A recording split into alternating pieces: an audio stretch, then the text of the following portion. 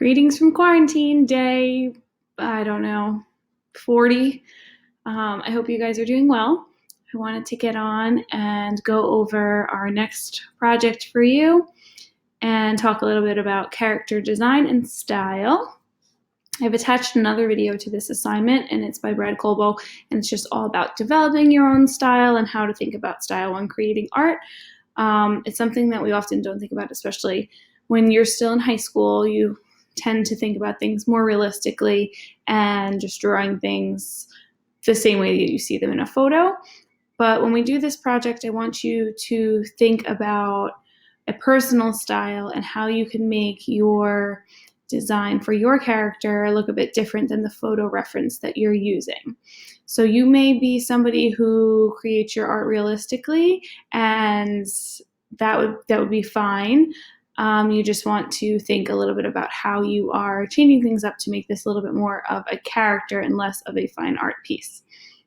So today I'm going over how to make a style board, and this is going to be the first step for you in creating your character design. So right now what you're seeing on my screen is my style board for my Miles character design.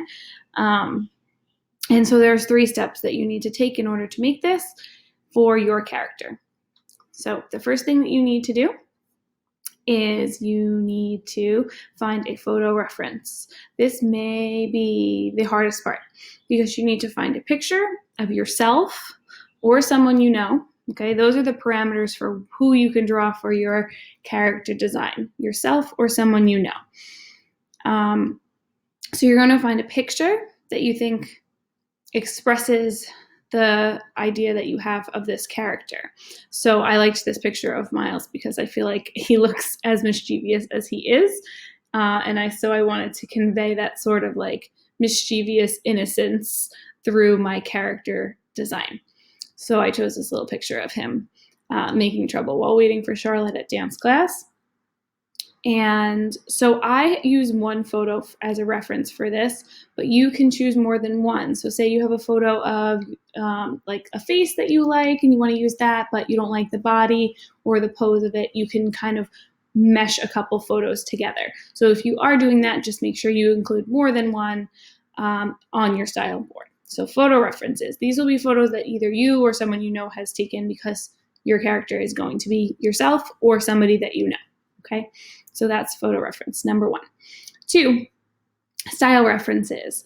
So I want you to think about how you want this to look in the end when all is said and done. Obviously, we're not making a photorealistic piece of art, so you want to think about how you're going to change the photo in order to give it a little bit of style.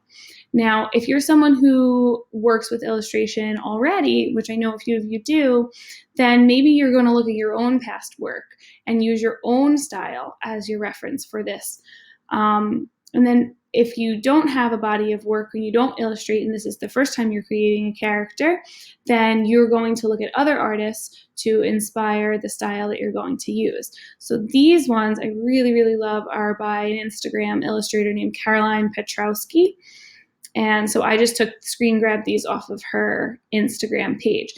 I think a really good place to start looking for a style is on Instagram. You look at the hashtag character design. There's lots and lots of different styles for you to look through, and you can just screen grab them and add them into your style board.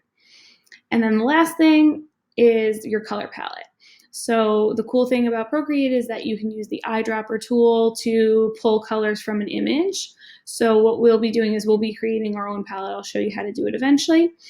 But I just went on Pinterest to find this color palette. I knew I wanted something like muted and earth tones for this image because that kind of just goes along with my own personal style. I also really liked that kind of palette in these images by Caroline.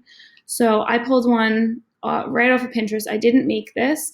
You could use the Adobe website Kuler, Kuler, if you wanted to make your own. Or you can go on a website called Design Seeds to look through pre-made ones. But basically, you're just going to be taking from this palette in order to inform your color decisions for your character. And that's it. Those are your 3 steps to creating a style board for your character design. choose wisely, because you're going to use these things to inform your design, and these things are going to help me evaluate your journey as a character designer and the decisions that you make along the way. Okay? If you have any questions, just let me know. Reach out via reminder email, and I will answer them for you. Have a good day.